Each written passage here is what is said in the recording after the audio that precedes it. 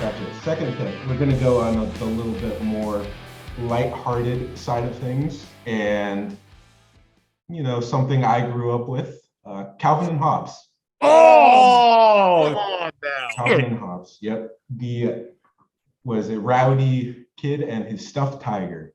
Man, I remember always liking to go over to my grandparents' house because my grandpa was a huge Calvin and Hobbes fan and had a giant collection of the books, and I'd always want to go over because I loved reading them. And sure enough, I have them now, and it's always fun to go through it because Hobbes is a very smart tiger. He is. Yeah. Yep, very smart. And what is it? Like even adults like reading the material. So there you go. Calvin and Hobbes. It's probably one of the best comics of all time. Bill Watterson, just brilliant. Like just what he infused. So full stories. Me and my brother used to read those together. We have every single Calvin and Hobbes release, including all the anthologies. And it was something we would always read because even him being like 8.5 years younger than me, it was something I still enjoyed as I got older and he was still young that we could read together. And the way they infused like these very almost whimsical life lessons into the misadventures of a boy and his stuffed tiger. Oh yeah. Fantastic. Yeah. Oh, I loved his dad. I was always a big fan of Calvin's dad. How just sort of like dry and cynical he was. But I remember, and back before the internet, I would get up every morning, going to school, and I get the paper and I'd go right to the comic section. I'd read Far Side, Calvin and Hobbes, Peanuts, and those are my go-to. God, that's a good one, Tino. Nice pick. Yeah. Okay, it's back to me now for my third pick.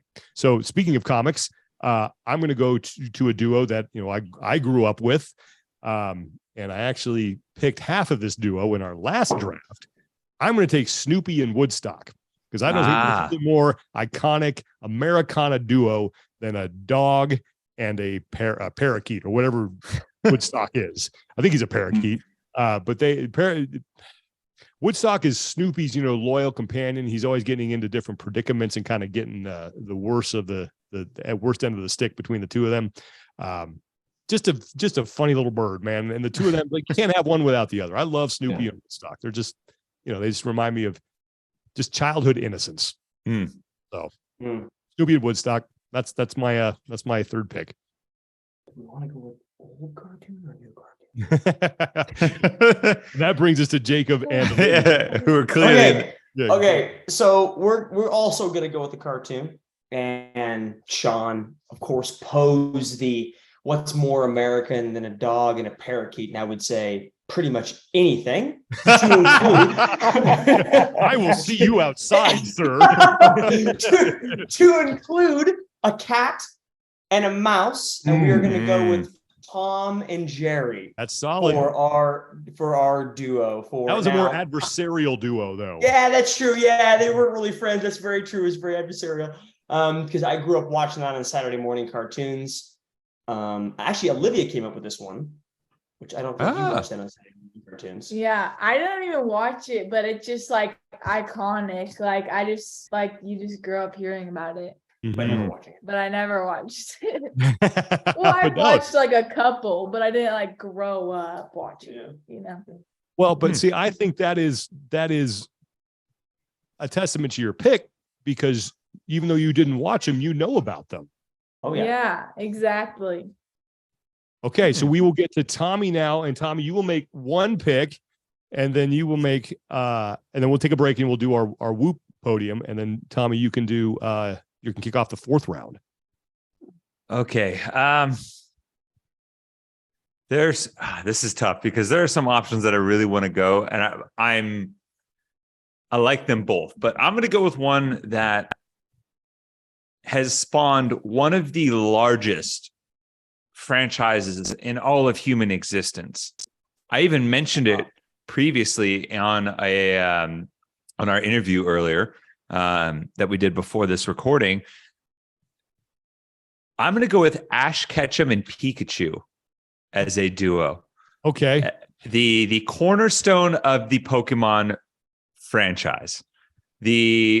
Sean, this is going to miss Sean, but if you think about Pokemon as a $118 billion franchise globally. It all starts with Ash Ketchum and that red hat with the little white front and the little design on it, and that little electric mouse thing that Pikachu is, and them just solving all of the world's problems and got to catch them all. So I got to have Pokemon on my list. I feel like Ash Ketchum and Pikachu, they're a dynamic duo for the younger generation. All right, that's a good one. You're right. That was I think I was in college when that got popular. So yeah, that definitely missed me. That was like Pogs and all that other stuff too. I got a Raichu on my desk. So there's the franchise for you.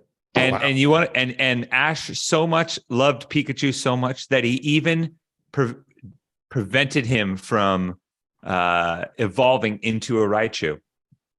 There was an episode where he basically was like, you could evolve right now, you could be more powerful, but you know what? The power of friendship and love is so much more. I didn't understand any of that. What does Pikachu want to do? I get Pikachu, yeah, but what those words Tommy just said meant nothing to me.